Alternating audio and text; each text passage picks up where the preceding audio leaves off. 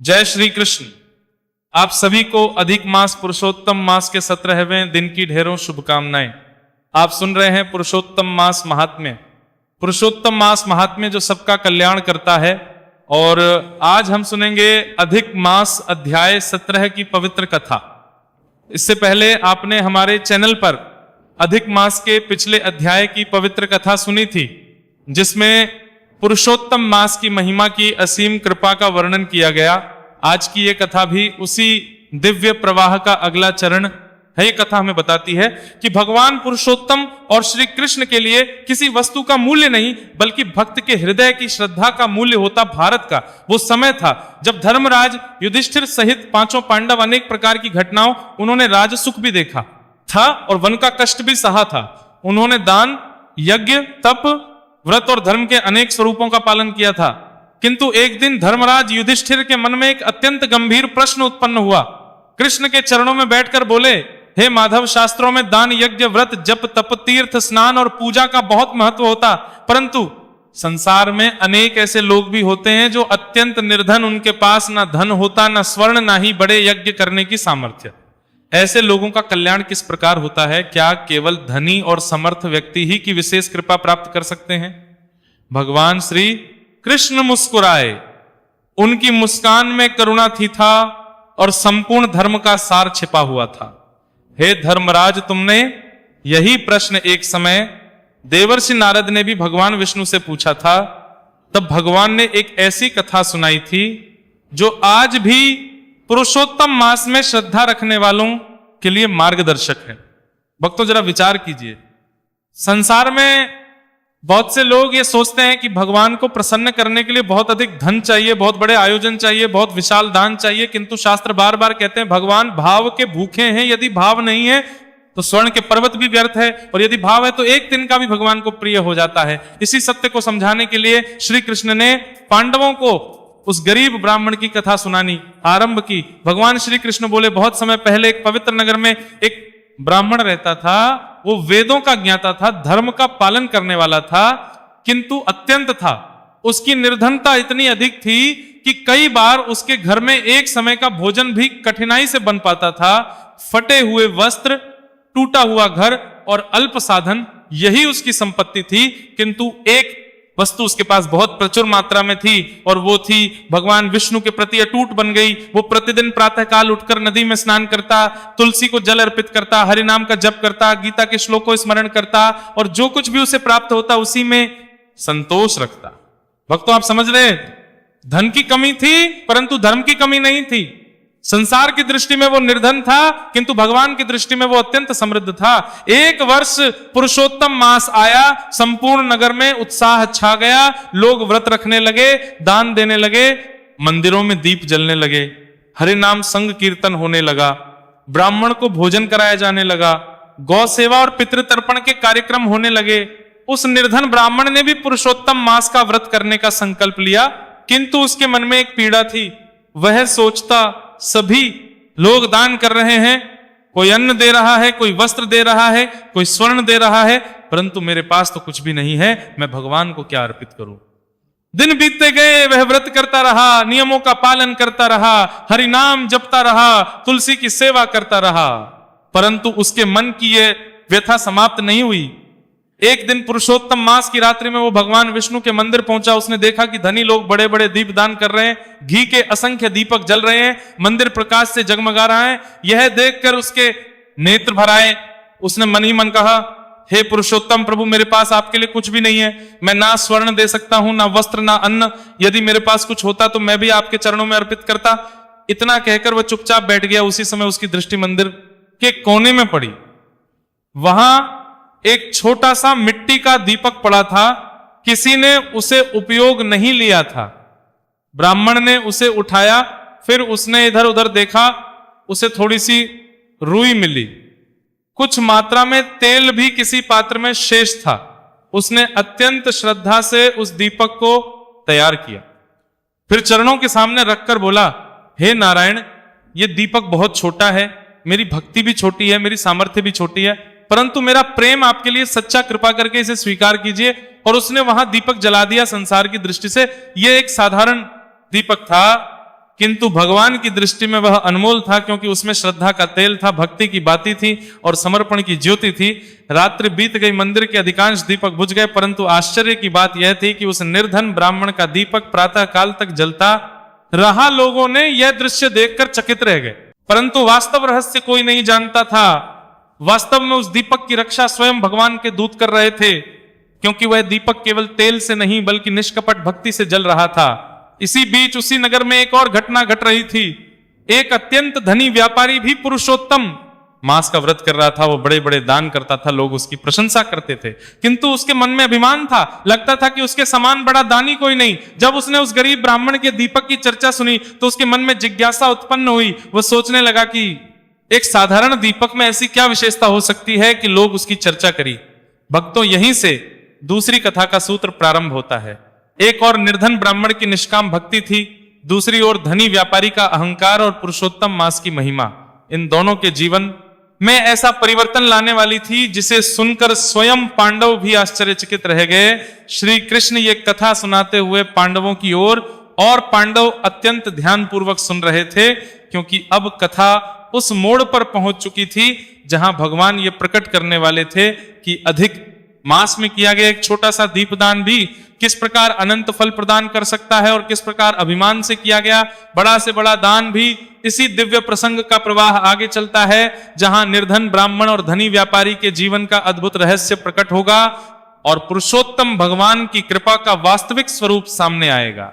भक्त भगवान श्री कृष्ण पांडवों को पवित्र प्रसंग सुनाते हुए आगे कहने लगे।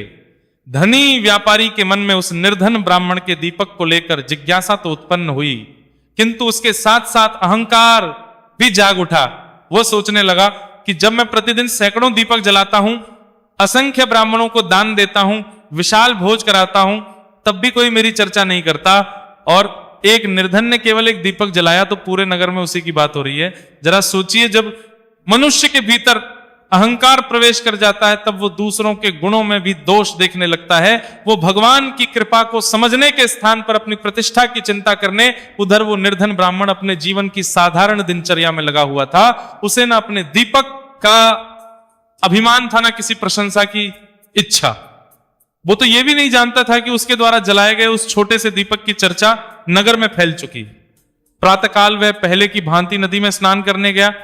पुरुषोत्तम मास चल रहा था, इसलिए वो स्नान करते समय भगवान विष्णु के नामों का जप करता था। स्नान बाद तुलसी के पौधे के सामने बैठकर प्रार्थना करता, हे पुरुषोत्तम प्रभु, मेरे पास कुछ नहीं है, केवल आपका नाम ही मेरा धन है, जीवन भर आपके चरणों की भक्ति बनी रहे। भक्तों, यही तो पुरुषोत्तम मास का वास्तविक संदेश है। इस मास में केवल बाहरी कर्म नहीं बल्कि हृदय की पवित्रता सबसे अधिक महत्व रखती है। शास्त्रों में कहा गया है कि जो व्यक्ति पवित्र मास में प्रातः स्नान करता है, भगवान का स्मरण करता है, तुलसी की सेवा करता है, हरि नाम का जप करता है और अपनी सामर्थ्य के अनुसार दान करता है, उस पर पुरुषोत्तम भगवान की विशेष कृपा होती है। इधर उस धनी व्यापारी की बेचैनी बढ़ती जा रही थी।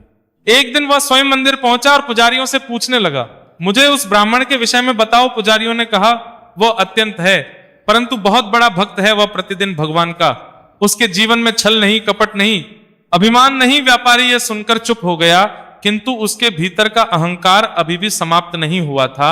उसी रात्रि उसने निश्चय किया कि वह पहले से भी अधिक दीप दान करेगा। उसने सैकड़ों दीपकों की व्यवस्था करवाई और अनेक प्रकार की सामग्री मंदिर में पहुंचाई गई। जब संध्या हुई तो पूरा मंदिर प्रकाश से भर गया। लोग व्यापारी की प्रशंसा करने लगे। व्यापारी मन ही मन प्रसन्न हो रहा था। उसे लग रहा था कि अब निश्चित ही उसके दान की चर्चा पूरे नगर में होगी। परंतु भक्तों, भगवान बाहरी प्रदर्शन नहीं देखते, भगवान तो मन की भावना देखते हैं। उसी रात भगवान ने एक अद्भुत लीला की। व्यापार उसने देखा कि एक दिव्य सभा लगी हुई है, असंख्य देवता उपस्थित है, दिव्य प्रकाश चारों ओर फैल रहा है। सभा के मध्य भगवान विष्णु विराजमान है, उनके चरणों में असंख्य दीपक रखे हुए हैं। व्यापारी ने देखा कि उसके द्वारा अर्पित किए गए सैकड़ों दीपकों का प्रकाश बहुत मंद दिखाई दे रहा है और वही एक छोटा सा दीपक सूर्य के समान चमक रहा है। वह वही दीपक था जिसे उस निर्धन ब्राह्मण ने श्रद्धा जलाया था। व्यापारी आश्चर्यचकित रह गया। उसने भगवान से पूछा, प्रभु ये कैसे संभव है? मैंने तो सैकड़ों दीपक अर्पित किए थे, फिर ये एक छोटा दीपक सबसे अधिक प्रकाशमान क्यों है? भगवान विष्णु ने मुस्कुराकर कहा, हे मनुष्य, तुम्हारे दीपकों में तेल बहुत था, परंतु विनम्रता नहीं थी, उनमें घी बहुत था परंतु समर्पण नहीं था, उनमें प्रदर्शन था परंतु प्रेम नहीं था, और उसके दीपक में प्रेम था, श्रद्धा थी, भक्ति थी, इसलिए उसका प्रकाश मेरे धाम तक पहुंचा है। भक्तों, यह सुनकर व्यापारी का सिर झुक गया। आप समझ रहे हैं, यानी कि भगवान के भावना की पवित्रता महत्व रखती है। यदि कोई व्यक्ति करुण और उसके भीतर अहंकार हो तो उसका फल सीमित हो जाता है, और यदि कोई व्यक्ति सच्चे मन से एक दीपक भी अर्पित करे तो वो स्वप्न समाप्त हुआ। व्यापारी की आंख खुल गई, उसका हृदय कांप रहा था, उसने अनुभव किया कि भगवान ने उसे उसके दोष दिखा दिए हैं। अगले दिन वो उस निर्धन ब्राह्मण पहुंचकर उसने जो दृश्य देखा उसे देखकर उसकी आंखें भर आई। साधारण वस्त्र, अल्प भोजन, किंतु चेहरे पर अद्भुत शांति। ब्राह्मण तुलसी के पास बैठकर भगवान का व्यापारी उसके चरणों में झुक गया, आप ये क्या कर रहे हैं? व्यापारी बोला, मैं आपके चरणों में नहीं कि भक्ति के सामने नतमस्तक हूं, आपने मुझे सच्चे धर्म का अर्थ समझा दिया है। ये केवल व्रत का महीना नहीं, कोक लाने का महीना है, ये आत्मा को भगवान के निकट ले जाने का, ये भक्ति को जागृत करने का महीना है। उस दिन से व्यापारी के जीवन में परिवर्तन आने लगा। उसने दान देना बंद नहीं किया, बल्कि दान देने की भावना बदल दी। अब वो प्रशंसा के लिए नहीं, सेवा के लिए दान करने लगा, भगवान को प्रसन्न करने के लिए। उधर वो निर्धन ब्राह्मण पहले की तरह भगवान की भक्ति में लगा रहा। उसे आज भी यह ज्ञात नहीं था कि भगवान ने उसके एक दीपक को कितना महान बना दिया था। किंतु पुरुषोत्तम भगवान की लीला अभी यहीं समाप्त नहीं हुई थी। एक दिन देवर्षि नारद स्वयं उस नगर में पहुंचे। उन्होंने उस ब्राह्मण और व्यापारी दोनों को देखा, उन्होंने दोनों के जीवन में आए परिवर्तन को, और तब एक ऐसा दिव्य रहस्य प्रकट हुआ जिसे सुनकर स्वयं धर्मराज युधिष्ठिर भी भाव विभोर हो गए। भगवान श्री कृष्ण पांडवों को वही रहस्य सुनाने लगे, क्योंकि अब कथा उस स्थान पर पहुंच चुकी थी जहां एक दीपक के पुण्य का वास्तविक फल प्रकट होने वाला था, और यह ज्ञात होने वाला था कि पुरुषोत्तम मास में श्रद्धा से किया गया छोटा सा पुण्य भी किस प्रकार अनंत लोगों तक मनुष्य का कल्याण कर सकता है। भक्तों, भगवान श्री कृष्ण ने पांडवों की ओर प्रेम और उस दिव्य कथा को आगे बढ़ाते हुए कहा, जब उस धनी व्यापारी के जीवन में परिवर्तन आ गया और निर्धन ब्राह्मण अपनी सरल भक्ति में निरंतर लगा रहा, तब पुरुषोत्तम भगवान ने संसार को एक और महान शिक्षा देने का निश्चय किया। उसी समय देवर्षि नारद उस नगर में पहुंचे। उनकी वीणा से निरंतर नारायण नारायण की ध्वनि निकल रही थी। नगर के लोग उनके दर्शन के लिए उमड़ पड़े। राजा से लेकर प्रजातंत्र सभी ने उनका स्वागत किया। किंतु देव जस्सी नारद सीधे जहां वो निर्धन ब्राह्मण प्रतिदिन भगवान की सेवा करता था, ब्राह्मण ने देवर्षि को देखा तो तुरंत भूमि पर दंडवत होकर प्रणाम किया। जी ने उसे आशीर्वाद दिया और उसके पास बैठ गए। कुछ समय तक वे उसके और भगवान के प्रति समर्पण को देखते रहे। हे ब्राह्मण, तुम्हें ज्ञात है कि पुरुषोत्तम मास में जलाया गया तुम्हारा एक दीपक तीनों लोकों में चर्चित। ब्राह्मण ये सुनकर चकित रह गया। उसने हाथ जोड़कर कहा, भगवंत, मैं तो एक साधारण जीव हूं, मुझसे कौन सा महान कार्य हो गया। नारद जी मुस्कुराए। उन्होंने, जिसने कभी अपने पुण्य का अभिमान नहीं किया वही भगवान। जरा सोचिए, आज संसार में लोग के उसका प्रचार करते हैं, थोड़ी सी सेवा करके उसका प्रदर्शन करते हैं, थोड़ी सी भक्ति करके सम्मान चाहते हैं। ऐसा था जैसे अपने पुण्य का ज्ञान यही कारण था कि भगवान का हृदय उसके प्रति विशेष रूप से। नारद जी ने उस ब्राह्मण से कहा, हे, क्या तुम जानते हो कि उस रात जब तुमने वो दीपक जलाया था तब स्वर्ग लोक में क्या हुआ? ब्राह्मण ने विनम्रता से सिर झुका दिया। तब नारद जी बोले, जब तुमने भगवान के चरणों में वो दीपक अर्पित किया, उसी क्षण वैकुंठ में दिव्य प्रकाश फैल गया। भगवान विष्णु ने उस दीपक की ओर देखकर लक्ष्मी जी से कहा, देखो, यह दीपक तेल से नहीं प्रेम से जल रहा है। उस समय देवगढ़ भी उस दीपदान की महिमा देखकर आश्चर्यचकित हो गए। जब निष्काम भक्ति से किया जाता है तब उसका प्रभाव केवल पृथ्वी तक सीमित नहीं रहता, वो देवलोक तक पहुंच जाता है, वो भगवान के धाम तक पहुंच जाता है। इसीलिए शास्त्रों में दीपदान का विशेष महत्व बताया गया है, विशेषकर पुरुषोत्तम मास में, क्योंकि यह मास स्वयं भगवान पुरुषोत्तम का स्वरूप माना गया है।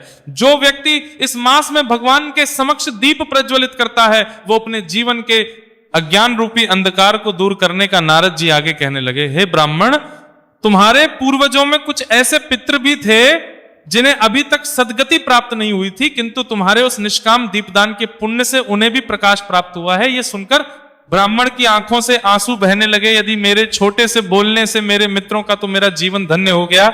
यही कारण है कि सनातन धर्म में पितृतर्पण का इतना महत्व बताया गया है। जो व्यक्ति श्रद्धा से अपने पितरों का स्मरण करता है, भगवान उसके कुल का भी कल्याण पुरुषोत्तम मास में किया गया। जब तब दान, स्नान, और दीपदान केवल स्वयं के लिए नहीं बल्कि समस्त कुल के लिए मंगलकारी, उधर वो धनी व्यापारी भी नारद जी के चरणों में आकर उसका हृदय अब पहले जैसा नहीं था, उसके भीतर विनम्रता आ चुकी थी। उसने हाथ जोड़कर, वन क्या मेरे दानव चले गए, किंतु जिस गर्भ में अहंकार मिल जाता है उसका तेज कम हो जाता है। जैसे धुएं से ढका हुआ दीपक कम प्रकाश देता है, वैसे ही अभिमान से ढका हुआ पुण्य कम फल देता है। नारद जी बोले, पुरुषोत्तम मास अभी समाप्त नहीं हुआ है। शेष दिनों में भगवान का नाम जपो, गौ सेवा करो, तुलसी की सेवा करो, भूखों को अन्न दो, ब्राह्मणों का सम्मान करो, और सबसे बढ़कर अपने हृदय से अहंकार को, यही तो पुरुषोत्तम मास का सार है। केवल उपवास करना ही पर्याप्त नहीं, केवल मंदिर जाना ही पर्याप्त नहीं, केवल दान देना ही पर्याप्त नहीं। जब तक मन पवित्र ना हो तब तक साधना अधूरी रहती है। जिस दिन मन में विनम्रता आ जाती है उसी दिन भगवान की कृपा का द्वार खुल जाता है। नारद जी के उपदेश के बाद व्यापारी ने अपना जीवन बदल दिया। वो प्रातःकाल नदी में स्नान करने लगा, तुलसी के पौधे की सेवा करने लगा, हरि नाम संकीर्तन में भाग लेने लगा। वो अब किसी को अपने दान के बारे में नहीं बताता था बल्कि गुप्त रूप से सेवा करता था। और आश्चर्य की बात यह थी कि जितना अधिक वो विनम्र होता गया उतनी ही अधिक उसके जीवन में शांति आती गई।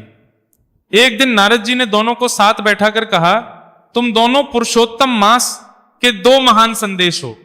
एक ने सिखाया कि निर्धनता भक्ति में बाधा नहीं बन सकती और दूसरे ने सिखाया कि अहंकार छोड़कर कोई भी भगवान का प्रिय बन सकता है। भक्तों, ये सुनकर दोनों की आंखें नम हो गई। उनके हृदय में भगवान के प्रति और भी अधिक प्रेम जाग उठा। उसी समय मंदिर में संध्या आरती का समय हो गया। घर की ध्वनि गूंजने लगी, शंख बजने लगे, हरि नाम का संकीर्तन होने लगा। और वही निर्धन ब्राह्मण जिसने एक दिन केवल एक दीपक जलाया था, अत्यंत श्रद्धा से भगवान के चरणों में खड़ा होकर प्रार्थना करने लगा है, पुरुषोत्तम प्रभु, मुझे धन नहीं चाहिए, वह यश नहीं चाहिए, बस जन्म जन्मांतर तक आपके चरणों की भक्ति मिलती रहे। भक्तों, भगवान के भक्त की यही पहचान होती है, वो भगवान से संसार नहीं मानता, वो भगवान को ही मानता है। और अब भगवान पुरुषोत्तम उस प्रार्थना का ऐसा उत्तर देने वाले थे जिसकी महिमा सुनकर स्वयं अर्जुन, भीम, नकुल, सहदेव और धर्मराज युधिष्ठिर, क्योंकि कथा अब उस परम पवित्र प्रसंग की ओर बढ़ रही थी जहां भगवान ये प्रकट करने वाले थे कि श्रद्धा से जलाया गया वो एक दीपक किस प्रकार उस ब्राह्मण के लिए इस लोक और परलोक दोनों का कल्याण करने वाला बन गया। और किस प्रकार पुरुषोत्तम मास में की गई सच्ची भक्ति का फल भगवान स्वयं अपने हाथों से प्रदान करते हैं। भगवान श्री कृष्ण आगे कहने लगे, जब उस निर्धन ब्राह्मण चरणों में खड़े होकर ये प्रार्थना की कि उसे केवल भक्ति चाहिए, तब भगवान की करुणा और भी। उस रात्रि ब्राह्मण को एक दिव्य स्वप्न हुआ। उसने देखा कि संपूर्ण आकाश दिव्य प्रकाश से भर गया है। सुगंधित पवन चक्र, गदा और पद्म से सुशोभित भगवान विष्णु उसके सम्मुख प्रकट हुए। चरणों से दिव्य ज्योति निकल रही है। ब्राह्मण विस्मित होकर भूमि पर और रोते हुए बोला, प्रभु, आपका दर्शन पाने योग्य। भगवान ने उसे उठाया और हे भक्त, तुम्हारे पास धन नहीं था परंतु तुम्हारे पास श्रद्धा थी, तुम्हारे पास वैभव नहीं था परंतु तुम्हारे पास प्रेम था, तुम्हारे पास अनेक दीपक नहीं थे परंतु तुम्हारा एक दीपक निष्कपट भक्ति से भरा हुआ था, इसलिए वो मुझे अत्यंत प्रिय हुआ। भगवान ने आगे कहा, जो मनुष्य पुरुषोत्तम मास में श्रद्धा से स्नान करता है, हरि नाम का जप करता है, तुलसी की करता है, गीता का पाठ करता है और अपनी सामर्थ्य के अनुसार दीप दान करता है, उसका कल्याण मैं स्वयं करता हूं। तुम्हारे दीप दान से तुम्हारे पितरों को शांति मिली है, तुम्हारे कुल का मंगल हुआ है और तुम्हारे लिए मोक्ष का मार्ग प्रकाशित हुआ है। यह सुनकर ब्राह्मण की आंखों से अश्रुधारा बहने लगी। भक्तों, जरा विचार कीजिए, संसार में लोग बड़े बड़े साधनों की खोज करते हैं परंतु भगवान सरल हृदय की खोज करते हैं। जिस हृदय में छल नहीं, कपट नहीं, अभिमान नहीं, वही भगवान का निवास स्थान बन जाता है। स्वप्न समाप्त हुआ।